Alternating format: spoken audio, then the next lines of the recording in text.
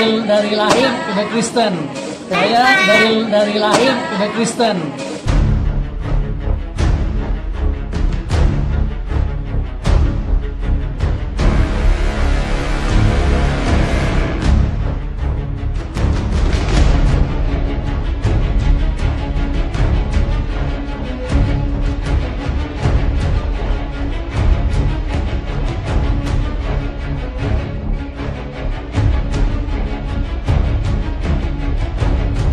Mengapa Nabi Isa dalam Al-Quran disebut sebagai tanda dan rahmat dari Allah bagi manusia? Ya karena Isa Al-Masih di dalam Al-Quran adalah tanda dan rahmat Allah bagi manusia. Ya, Al-Quran menuliskan ya dalam kutipan Quran surat 19 ayat 21, dan agar kami menjadikan suatu tanda bagi manusia dan sebagai rahmat dari kami. Nah, ayat ini menjelaskan bahwa Allah menjadikan Al-Masih anak Maryam atau Maria menjadi tanda kekuasaannya.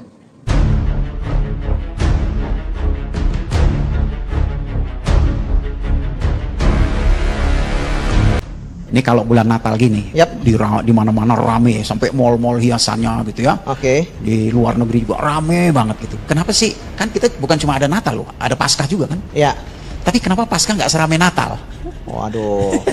Ini mungkin berhubungan sama tema kita nih, Be. Iya. Tema kita rahmatan lil alamin. Ya, rahmat bagi semua. Semua bangsa, semua seisi dunia. Betul. Ya? Gimana kita nggak suka cite? Benar. Makanya sebetulnya Natal itu kan ulang tahun, Dil. Kenapa diulang tahunin? Soalnya Yesus itu kan hidup. Ya. Ya kan kita merayakan hari kenaikan, dia naik kemana? Ke sorga. Sekarang ada di sorga. Betul. Surat Ali Imran 55, betul nggak? Betul. Di sorga.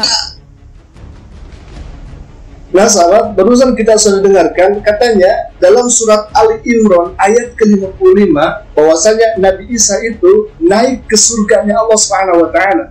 Padahal hal ini merupakan dusta dan kebohongan yang sangat luar biasa. Bahkan dalam Al-Quran surat Ali Imran ayat 55 itu tidak ada yang menjelaskan bahwa Nabi Isa alaihissalam diangkat ke surga. Akan tetapi Al-Quran mengatakan Nabi Isa itu diangkat oleh Allah Subhanahu wa taala. Dan tidak dijelaskan ke surganya. Nah, ini merupakan suatu kebohongan. Karena apa? Karena Nabi Isa alaihissalam dalam hadis Nabi Shallallahu Alaihi Wasallam itu dijelaskan bahwa Nabi Isa pada waktu ini yaitu berada di langit kedua bersama Nabi Yahya alaihissalam. Sebagaimana yang diriwayatkan oleh Bukhari dalam kejadian Isra wal Mi'rajnya Nabi Shallallahu Alaihi Wasallam. Nah, si bapak ini mengatakan untuk membenarkan pendapatnya bahwasanya Nabi Isa alaihissalam itu diangkat ke surganya Allah Subhanahu wa taala. Padahal hal ini menjadi keliru, sahabat. Jadi kalau misalkan saya ingatkan kepada bapak, kalau misalkan saudara tidak mengetahui Al-Quran, tolong jangan berbicara tentang Al-Quran. Karena ketika Anda salah menyampaikan, maka itu menjadi bahan tertawa bagi kaum muslimin. Maka dari itu hati-hati dalam mengutip ayat Al-Quran. Nah itu sahabat, itu yang pertama. Kita lanjutkan lagi sahabat. Nah, ini cukup menarik nih, Beh. Tema kita pada malam hari ini yaitu rahmatan lil alamin, rahmat bagi semua, ya. Nah, seperti yang dibacakan di kitab suci yang kita harus yakini, ya, kitab-kitab Allah, bahwasannya Isa Al-Masih adalah rahmat. Rahmat. Ya. Rahmat itu artinya belas kasih. Nah, ngomong-ngomong belas kasih nih, Beh. Kita semua nggak ada yang bisa masuk surga tanpa belas kasih Tuhan. Makanya dulu, Dil, waktu gue masih di sono, kalau gue mau bikin sesuatu, apa aja yang mau gue kerjain, selalu gue awalin dengan kata apa? Bismillahirrahmanirrahim. Dengan nama Allah yang maha pengasih, lagi maha penyayang. Nah, inilah buktinya kasih sayang Allah sama kita. Dia memberikan juru selamat buat setiap orang yang mau percaya. Nah, perkataan itu juga sebenarnya untuk manusia. Iya. Ya kan? Bagaimana kita mengucapkan syukur kepada Tuhan, kepada Allah, ya, dengan menyebut nama Allah yang maha pengasih, lagi maha penyayang. Nah, itu cocok untuk kita manusia. Benar. Nah, makanya kitab-kitab suci, ya, khususnya di dalam kitab suci Al-Quran, dimulai dengan Bismillah, ya, itu sebenarnya buat kita. Betul. Ya, dan bentuk kasih Tuhan, bentuk kasih Allah sama kita, Dia kirimkan rahmat itu, kasih itu, yaitu Isa Al-Masih, Yesus Kristus ke dunia ini, Be. Betul. Nah, sahabat, ini bikin ngakak, sahabat. Kenapa? Karena si bapak ini membawa Al-Quran, akan tetapi yang dibicarakannya itu adalah Nabi Isa terus, sahabat. Padahal Al-Quran itu diturunkan kepada Nabi Muhammad SAW, sahabat. Nah, dalam hal ini sungguh sangat keliru. Kalau misalkan tadi si bapak ini mengatakan bahwa Nabi Isa itu merupakan rahmat. Apakah dalam Al-Quran dijelaskan bahwa Nabi Isa itu adalah merupakan rahmat? Ya, betul, merupakan rahmat dari Allah Subhanahu wa Ta'ala. Akan tetapi, jangan dibatasi oleh Nabi Isa saja. Setiap utusan Allah, setiap Nabi Allah Subhanahu wa Ta'ala yang Allah utus ke muka bumi ini, itu merupakan rahmat dari Allah Subhanahu wa Ta'ala. Berikut Nabi Ibrahim, Nabi Nuh alaihissalam, kemudian Nabi Musa alaihissalam, Nabi Isa alaihissalam, Nabi Muhammad SAW, itu semua merupakan utusan Allah Subhanahu wa Ta'ala sebagai rahmat dari Allah Subhanahu wa Ta'ala. Dalam hal ini kita bisa melihat dalam ayat Al-Quran sebagaimana Allah Subhanahu wa Ta'ala berfirman, inna kunna mursilin, sesungguhnya kami mengutus para rasul rahmatan mir rabbik, sebagai rahmat dari Tuhanmu. Jadi bukan hanya Nabi Isa alaihissalam saja yang menjadi rahmat. Semua utusan Allah, semua Nabi Allah itu bentuk rahmat dari Allah Subhanahu wa Ta'ala. Jadi kalau misalkan kita melihat Al-Quran, jangan hanya itu saja yang dibaca, akan tetapi baca ayat-ayat yang lainnya yang menunjukkan bahwasanya bukan hanya Nabi Isa alaihissalam saja yang sebagai rahmat, akan tetapi semua utusan Allah Subhanahu wa Ta'ala itu merupakan rahmat dari Allah Subhanahu wa Ta'ala. Bahkan Nabi Muhammad SAW itu kata Allah, rahmatan lil alamin, rahmat bagi seluruh alam.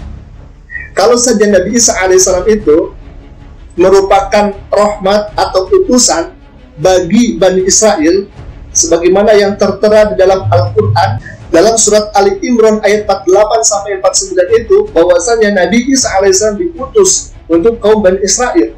Akan tetapi bagi Nabi Muhammad SAW itu utusan, itu Nabi yang diutus oleh Allah Subhanahu wa Ta'ala kepada seluruh alam sebagai rahmatan lil alamin, kasih sayang bagi seluruh alam semesta. Jadi kalau misalkan melihat Al-Quran, jangan hanya itu saja, jangan hanya untuk membenarkan statement atau pendapat yang Bapak katakan.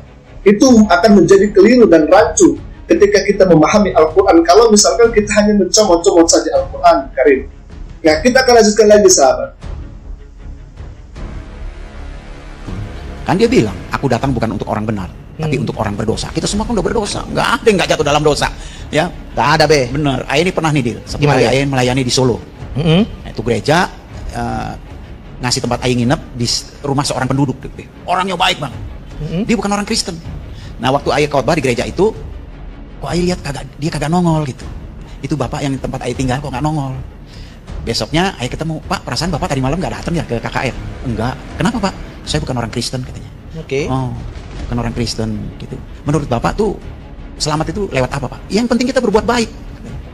Terus saya bilang, bapak seumur-umur berbuat baik terus? Iyalah, katanya. Bapak pernah bikin dosa nggak? Bikin dosa? Kayaknya enggak deh, katanya. Bapak pernah nggak ngomelin pegawai bapak? Bapak pernah nggak berbohong? Wah, kalau itu mah nggak kehitung, katanya. Terus? Ya ternyata kan semua orang sudah berbuat dosa. Pasti. Jangan GR lu. Nah. Upah dosa maut. Makanya Allah itu sayang sama kita. Dikasihlah Isa Al-Masih sebagai penebus dosa. Nah, sahabat, ini kekeliruan yang sangat luar biasa. Silakan, kita tidak ikut campur terhadap keyakinan mereka, terhadap akidah mereka. Ketika Nabi Isa menjadi penebus dosa bagi kaum Nasrani, itu sah-sah mereka, silakan saja. Kita tidak ikut campur terhadap akidah mereka. Akan tetapi, sahabat, ketika mereka mengatakan statement itu lalu kemudian disambungkan dengan Al-Quranul Karim, ini merupakan kebohongan yang sangat luar biasa. Allah Subhanahu wa Ta'ala tidak menjelaskan dalam Al-Quran ataupun dalam hadis Nabi SAW bahwa Nabi Isa itu merupakan penebus dosa. Lalu kemudian bagaimana ketika kita melakukan dosa, lalu dosa kita diampuni oleh Allah Subhanahu wa Ta'ala? Tiada lain dan tiada bukan kita bertobat kepada Allah, memohon ampun kepada Allah Subhanahu wa Ta'ala. Jadi tidak ribet kaum muslimin itu. Tidak seperti Tuhan harus menjadi manusia agar manusia itu bisa menjadi dosanya diampuni oleh Tuhan. Akan tetapi ketika kita melaksanakan dosa lalu kemudian kita memohon ampun kepada Allah Subhanahu wa Ta'ala, maka dosa-dosa kita akan diampuni oleh Allah Subhanahu wa Ta'ala. Maka bukan hanya itu saja, bukan hanya lewat pintu tobat saja dosa kita diampuni oleh Allah Subhanahu wa Ta'ala. Bahkan setiap kebaikan yang kita lakukan, dosa kita akan diampuni oleh Allah Subhanahu wa Ta'ala. Sebagaimana dalam keterangan dijelaskan, innal hasanat yudhibna sayyi'at. Sesungguhnya kebaikan itu akan melebur, akan menghapus kesalahan-kesalahan, yaitu dosa-dosa kita, sahabat. Bahkan bukan hanya itu saja, sahabat. Ketika kita melaksanakan sholat, dosa kita akan diampuni oleh Allah. Ketika kita melaksanakan sedekah, dosa kita akan diampuni oleh Allah Subhanahu wa taala. Ketika kita melaksanakan zikir kepada Allah, dosa kita akan diampuni oleh Allah Subhanahu wa taala. Wazakirina wazakirat. Barang siapa yang laki-laki berzikir kepada Allah dan perempuan zikir kepada Allah Subhanahu wa taala, a'adallahu lahum maghfirah. Baginya janji Allah ampunan untuknya, sahabat. Jadi bagi umat Islam, ketika melaksanakan dosa, kita tobat kepada Allah Subhanahu wa taala. Bahkan Allah berfirman dalam Al-Qur'an, ya ayyuhalladzina amanu tubu ilallahi taubatan nasuha asa rabbukum ayyukaffira ankum sayyi'atikum. Wahai orang-orang yang beriman, bertobatlah kamu kepada Allah dengan tobat yang sebenar-benarnya, maka Allah akan mengampuni dosa-dosa kalian. Dan di akhir ayatnya Allah akan menjadikan surga yang luas langit dan bumi, sahabat. Masya Allah, luar biasa. Bahkan bagi orang-orang yang melampaui batas terhadap dosa-dosanya, katakanlah dosanya itu meliputi langit dan bumi, Allah Subhanahu wa taala mengatakan dalam Al-Qur'anul Karim, ya ibadiyalladzina asrafu wa la taqnatu min rahmatillah. Jangan engkau merasa putus asa terhadap rahmat Allah, karena ampunan Allah itu sangat luas. Begitu besarnya kasih sayang Allah Subhanahu wa taala kepada kaum mukminin, kaum muslimin. Ketika kita melaksanakan dosa, lalu kemudian kita minta ampun kepada Allah Subhanahu wa taala dengan tobat yang nasuha, maka Allah akan mengampuni dosa-dosa kita, sahabat. Nah, kita akan lanjutkan lagi, sahabat. Kalau dulu Babe kalau ditanya yakin masuk surga nggak, jawaban Babe apa? Ya, syukur-syukur kalau masuk. Kalau enggak ya udah, apa boleh buat. Kenapa Babe jawab begitu? Untung-untungan. Alasannya kenapa? Ya, kita nggak tahu. Iya, saya juga dulu gitu. Deal, ente yakin masuk surga? Insya Allah. Insya Allah. Kenapa nggak yakin? Ya, dosa gue banyak. Nggak ada yang berani jamin kita pahalanya lebih besar daripada perbuatan dosa kita. Benar. Nah, harus ada yang namanya kasih Tuhan, rahmat itu sendiri, rahmat yaitu Isa Al-Masih, ya, rahmatan lil alamin. Nah, sahabat, bapak-bapak ini tidak tahu makna insya Allah. Insya Allah itu merupakan ucapan dari seorang hamba karena kita tidak mengetahui kejadian yang akan datang, sahabat. Kita tidak mengetahui, maka kita harus mempunyai tata krama kepada Allah. Kita harus mempunyai sopan santun kepada Allah Subhanahu wa taala yang menentukan takdir itu. Nah, kita bisa melihat dalam Al-Qur'anul Karim bahwasanya tidak ada ayat dalam Al-Qur'an ketika umat mukminin itu beriman kepada Allah lalu kemudian dia melaksanakan amal soleh, insya Allah masuk surga. Tidak. Kenapa demikian? Ini janji Allah, ini perkataan Allah. Jadi kalau misalkan orang yang beriman lalu kemudian melaksanakan amal soleh, pasti dia akan masuk surga, sahabat. Akan tetapi kita sebagai kaum muslimin, kita sebagai makhluk Allah yang tidak mengetahui takdir, maka sebagai makhluk Allah, kita harus mengatakan insya Allah, karena semua keputusan itu ada dalam genggaman Allah Subhanahu wa taala. Tetapi pada intinya, di dalam ayat Al-Quran tidak ada ayat yang mengatakan bahwa ketika orang yang beriman dan melaksanakan amal soleh, insya Allah masuk surga. Tidak.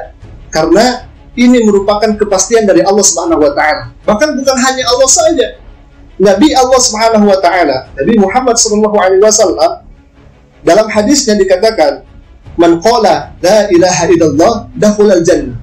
Barang siapa yang mengucapkan la ilaha illallah dakhulal jannah, pasti ia akan masuk surga. Nabi Allah, Rasul Allah mengatakan demikian. Barang siapa yang percaya kepada Allah, dia akan masuk surga, sahabat. Begitu, sahabat. Nah, kita akan lanjutkan lagi, sahabat.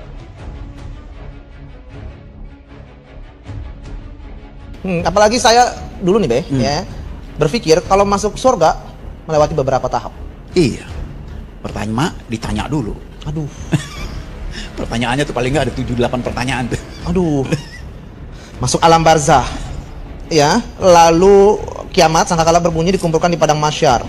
Lalu masuk ke penghakiman timbangan amal baik amal buruk. Lalu masuk ke mizan, lalu melewati jembatan Shiratal Mustaqim. Itu yang menentukan masuk surga atau tidak. Jembatan yang terbuat dari rambut dibelah 7. Nah, lu kagak dibelah aja kepleset dia. Saya melihat murtadin seperti ini, lucu sekali. Ini harus dipertanyakan apakah memang dulunya Islam atau tidak. Kenapa? Karena ketika dia mengatakan hal seperti itu tidak sesuai dengan hadis-hadis Nabi SAW. Dalam keterangan-keterangannya itu, sahabat, tadi salah satu contohnya, ditanya dalam alam kubur itu 7-8 pertanyaan. Ini mana dalilnya? Kalau misalkan hal seperti itu ada dalam Al-Quran dan hadis Nabi SAW, silakan cek dalam Al-Quran atau dalam hadis Nabi SAW. Tidak ada pertanyaan sampai 7-8 pertanyaan, sahabat. Lalu kemudian tadi jembatan Shiratal Mustaqim, rambut dibagi 7 seperti itu, sahabat. Nah, sebetulnya saya udah membuat video tentang ini, sahabat, di kesaksian murtadin di alam barzah ditanya oleh sahabat. Nah, di sana boleh sahabat simak, di sana ada penjelasannya tentang kita menuju ke jembatan Shiratal Mustaqim itu, sahabat. Nah, kita akan lanjutkan lagi, sahabat. Saya yakin, ya, ini kita nggak bawa isu agama ya, tapi saya yakin Islam yang sesungguhnya itu adalah cinta damai, karena berasal dari kata syalamah, Islam. Nah, kenapa kok Islam udah bener salamah, kok lu murtad begitu? Saya nggak murtad, saya mau ikut juru selamat, titik. Ya, karena saya mau selamat. Isa Al-Masih adalah juru selamat bagi saya. Nah, sahabat, dia keluar dari Islam itu tidak dikatakan murtad. Ini menyalahi keterangan dalam Al-Quran, sahabat. Karena Allah SWT berkata dalam Al-Baqarah itu, sahabat, barang siapa yang murtad, yang keluar dari agamanya, yaitu agama Islam, sahabat, maka dia adalah kafir, seorang kafir. Kalau misalkan dia tidak bertobat atas kekafirannya, kata Allah, maka nerakalah tempatnya, sahabat.